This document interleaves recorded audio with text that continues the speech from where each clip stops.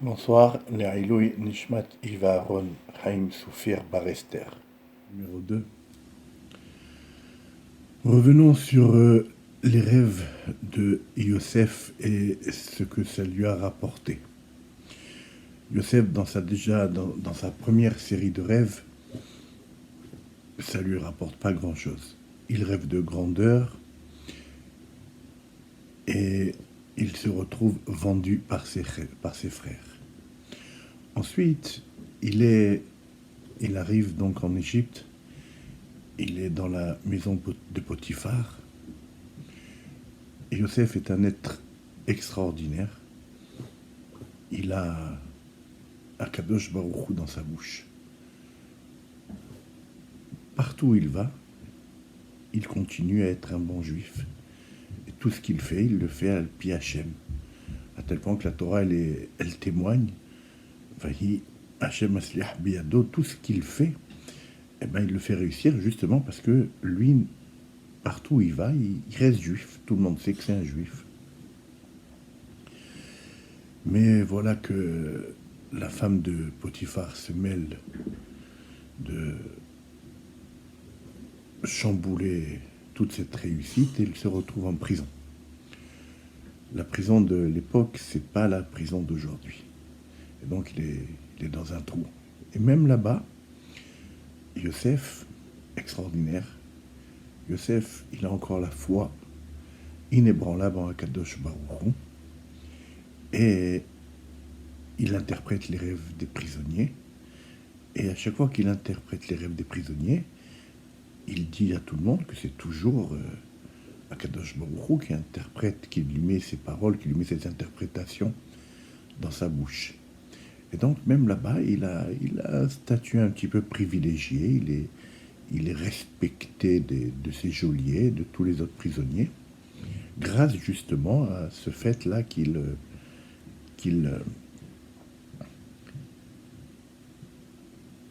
garde son identité juive. Et qu'il garde bien sûr sa foi inébranlable en Akadosh Baruch Hu. Et voilà que l'histoire avec le Sarah Ophim et le Sarah Mashkim, les deux rêves, il interprète les rêves, on sait ce qui arrive au Sarah Ophim et on sait ce qui arrive au Sarah Mashkim. Avant de partir, Yosef dit au Sarah Mashkim, s'il te plaît, rappelle mon souvenir à Pharaon, fais quelque chose pour moi, essaye de me sortir de là, j'ai rien fait. S'il te plaît, n'oublie pas. Ça fait maintenant 10 ans qu'il est en prison et ce petit mot en plus va lui coûter 2 ans de plus. Bon, lui, bien sûr, ne le sait pas encore. Et donc, lui, à partir du moment où le Sarah Mashkim, il est sorti, lui, tous les jours, il espère. À chaque fois que la porte s'ouvre, alors il croit qu'on vient le chercher pour le délivrer. Voilà, le Sarah Mashkim, il a parlé. Une semaine passe.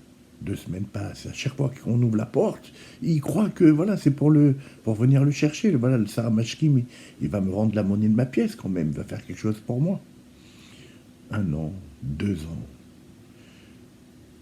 Au bout de 12 ans, donc maintenant, on aurait pu penser que voilà, la foi de Yosef, elle est altérée. C'est-à-dire que ça m'a apporté. Je suis perdu là, je suis en prison. Même mon père, c'est même pas que je suis vivant, mes frères m'ont vendu. Ici, je suis rien du tout, je suis un esclave, en plus dans une prison sans espoir de sortie.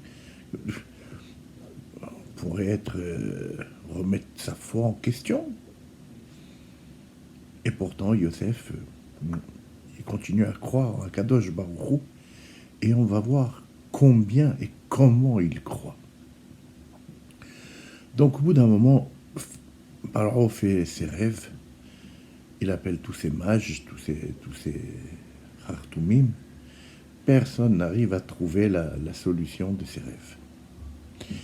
Et là, le Sarah Mashkim, il se rappelle, on ne va pas rentrer dans les détails, pourquoi que maintenant et comment. Il parle à Pharaon et il lui dit, tu sais, il y avait avec moi, quand j'étais en prison, un enfant juif, un esclave juif, qui interprétait les rêves, et c'est vrai que c'était efficace. Alors il fait, bon, bah, appelez-le-moi. Donc on fait venir Yosef, poum, Shurat Hashem Kel Ephraim, il est là en 2 temps, 3 mouvements, on l'habille, on le rase, on le parfume, et on le présente à Pharaon. Pharaon lui dit, j'ai entendu que tu sais interpréter les rêves. Alors je vais te raconter mon rêve et tu vas me donner ton interprétation. Et là, on aurait pu s'attendre à ce que Yosef lui dise, voilà, ça y est, il va tenter sa chance, ça y est, ça suffit. Jusqu'à maintenant, qu'est-ce que ça m'a apporté cette fois et qu'est-ce que ça m'a apporté? Alors il aurait pu dire, ouais, tu sais, je suis un spécialiste et voilà, ça y est, je vais la jouer gagnante et je vais changer de vie et je vais profiter de... Ça y est, ça suffit. Il y en a marre, ça ne m'a apporté que des problèmes, là, jusqu'à maintenant, d'avoir la foi et de... Qu'est-ce que lui dit Yosef? Bil'adai. La première chose que Yosef lui dit, quand il lui dit, quand Pharaon lui demande d'interpréter ses rêves, Bil'adai Elohim ya'anet shelom paro. Non, c'est pas moi je suis rien. C'est Dieu qui va répondre, c'est Dieu qui va interpréter ton rêve. C'est Dieu c'est Elohim qui va te redonner cette sérénité, Pharaon. Tu sais à qui tu parles, Yosef? Tu parles à Pharaon. Pharaon, c'est un homme qui se prend pour un dieu. Il n'y a pas d'autre dieu à part lui. Tu n'as pas trouvé une autre manière de te suicider? Tu veux retourner directement en prison sans avoir eu le temps même d'interpréter le rêve? Qu'est-ce que tu parles à Pharaon qui se prend pour un dieu d'un autre dieu? Tu veux l'énerver? Et donc, Pharaon, il fait sûrement comme si de rien n'était, il lui raconte son rêve. ויאמר יוסף אל פרעה חלום פרעה אחד הוא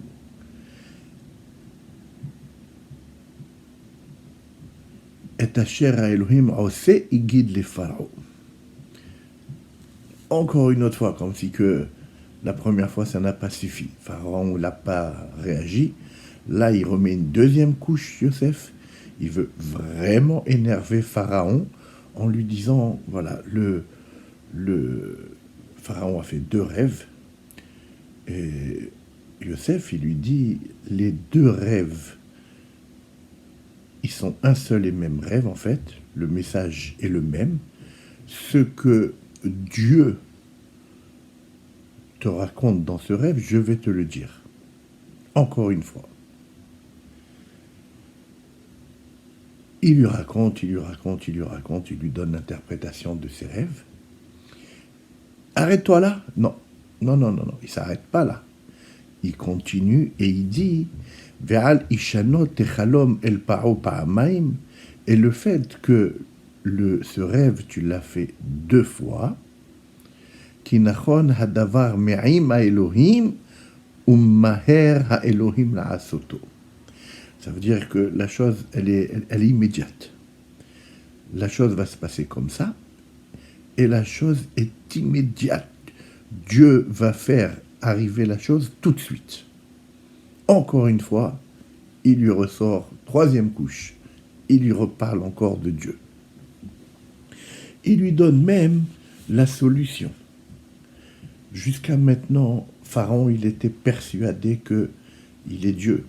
S'il y a le Nil, s'il y a toute la profusion qu'il y a en Égypte, c'est grâce à lui. C'est lui le Dieu qui nourrit l'Égypte. Et là, il lui dit en plus que, voilà, Dieu, il va faire la famine, il va amener la famine, il va d'abord amener la profusion sur l'Égypte, ensuite il va amener la famine. C'est-à-dire, ça veut dire qu'il lui enlève tout son rôle. C'est-à-dire, jusqu'à maintenant, tout le peuple était persuadé que c'était Pharaon qui était la cause de la richesse de l'Égypte. Et là, maintenant, ce juif, il va raconter à tout le monde que voilà, c'est Hachem qui amène la profusion, c'est Hachem qui amène la famine, et donc Pharaon, il n'est rien du tout dans tout ça. Tu veux te faire massacrer, Youssef? Tu veux te faire massacrer? T'es la chose. Pourquoi tu parles de Dieu? Pourquoi tu parles de Dieu? Mets la kippa dans ta poche. Pourquoi tu provoques? Fais-toi petit. Pourquoi tu provoques?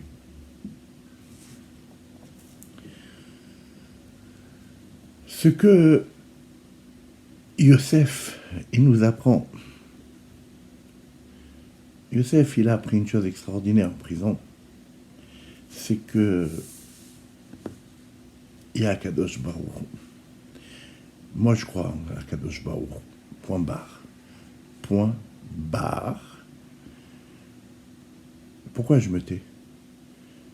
Vous avez bien vu, la dernière fois que j'ai cru en autre chose qu'Akadosh Baruch Hu, ça m'a coûté 2 ans.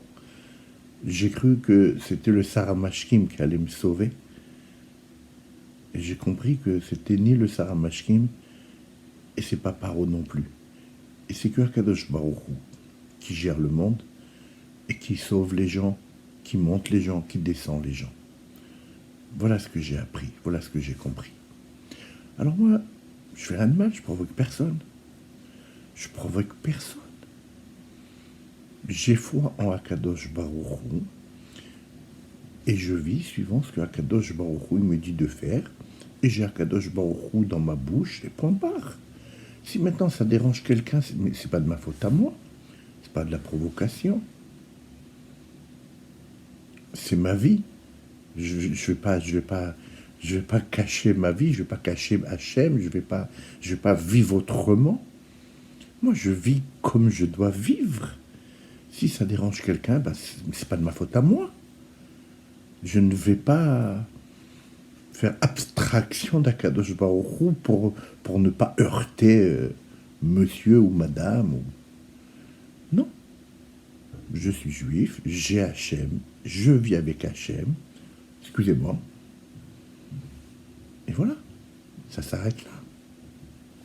Vous savez, c'est Tzedek. Une fois, il s'est fait arrêter parce que il enseignait la Torah en public et ils avaient interdit d'enseigner la Torah en public. Et donc, il est là dans une geôle là, avec l'ancien KGB, là, je ne sais pas comment ça s'appelle, NKVD, j'en sais rien. Et donc, ils lui disent, voilà, on va être bon avec toi si tu nous donnes des noms d'autres rabbins comme toi qui enseignent la Torah, on te fera rien. Et lui, il dit, je connais pas. Alors, il y a un des gardes, il veut lui mettre un coup de pression, il prend son pistolet et puis il le met sur la table. Il dit, voilà, ça va sûrement te faire parler. Il reprend le pistolet, et puis il vient pour sortir de la pièce. Il dit, voilà, je réfléchis. Et le Tzemach Tzedek, il lui dit, monsieur, vous pouvez rester, c'est tout réfléchi. Il dit, quelqu'un qui a 2 dieux et un monde, alors oui, il peut changer. Il peut changer d'avis. Mais quelqu'un qui a un Dieu et 2 mondes, il ne change pas d'avis. Il ne change pas d'avis. Celui qui a 2 dieux et un seul monde, alors il ne veut pas perdre ce monde. Il n'y a que ce monde à vivre. Alors bon, si ça ne marche pas avec ce Dieu, eh ben, j'essaye un autre Dieu. Et si ça ne marche pas non plus avec le 2e, eh ben, je prends un 3e. Et puis voilà, je vais avec le dernier qui parle. C'est lui qui a raison. Moi, ce que je veux, c'est vivre dans ce monde. Il n'y en a qu'un. Mais celui qui a 2 mondes, c'est pas grave. C'est pas grave. J'en perds un, j'ai l'autre. Et l'autre, il est éternel. Mais j'ai qu'un Dieu. Je ne change pas de Dieu. Un homme qui réfléchit comme ça, un homme qui reste juif quoi qu'il se passe, un homme qui est droit dans ses bottes pour sa religion, il a une colonne vertébrale. C'est pas, c'est pas un invertébré. C'est pas un type qui... Non, je suis droit. La vie, elle est simple. Les décisions, elles sont faciles à prendre. Le Chafetz Chaim, une fois, on est venu le voir. Un directeur d'école est venu le voir. Et il lui a dit, oh là là, les autorités, là, elles veulent plus qu'on enseigne les matières Torah, elles veulent qu'on rajoute d'autres matières. Les parents sont venus nous voir et ils sont d'accord parce que qu'est-ce que je dois faire? Alors le Chafetz Chaim, il le regarde et il lui dit,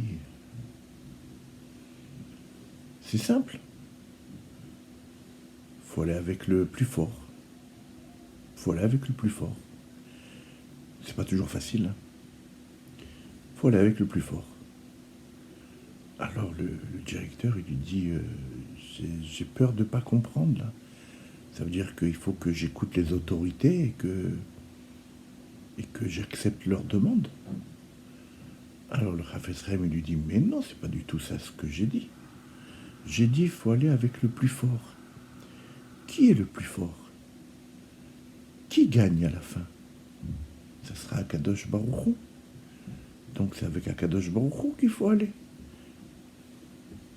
J'ai pas dit que c'est facile. J'ai dit que c'était simple. Et c'est vrai que c'est simple quand c'est comme ça. Alors oui, c'est pas toujours facile. Mais c'est tellement plus simple quand on sait ce qu'on veut et quand c'est clair et net. La vie, elle est simple. Alors elle n'est pas toujours facile. Mais qui a dit que la vie, elle était facile? Pour qui elle est facile? En tout cas, elle est certainement plus facile quand c'est nous qui fixons les règles plutôt que quand on est un invertébré qui allons dans tous les sens. On ne sait plus où on habite. Là, au moins, on sait où on habite. Bonsoir.